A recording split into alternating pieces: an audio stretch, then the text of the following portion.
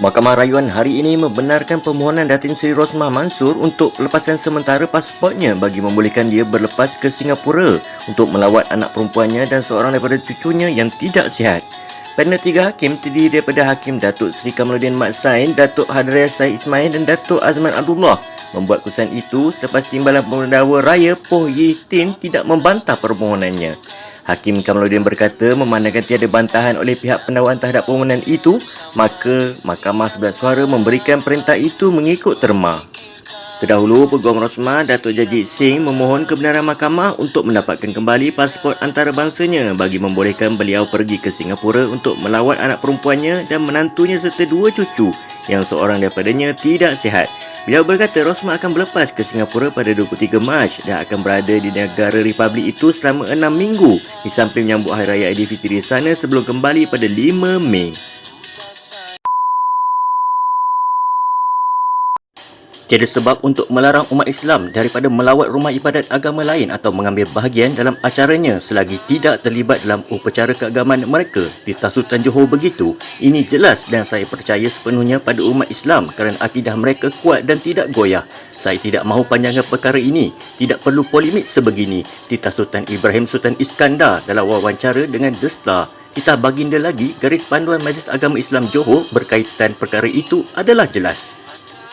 Pada Februari lepas, Kerajaan Johor mengumumkan akan mewartakan fatwa yang melarang orang Islam hadir ke upacara pengaduan agama bukan Islam. Bagaimanapun di Selangor, peraturannya lebih ketat apabila program melibatkan umat Islam di rumah ibadat agama lain dilarang sama sekali.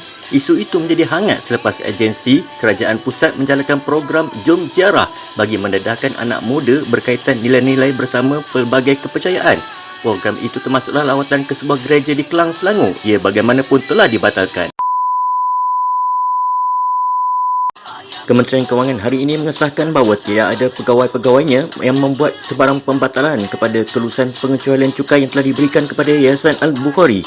Penjelasan itu dipercayai merujuk kepada dakwaan penulis blog Raja Petra Kamaruddin dan yang lain bahawa seorang pegawai kanan di bahagian cukai kementerian telah menandatangani pembatalan itu semasa Lim Guan Eng memegang jawatan sebagai Menteri Kewangan.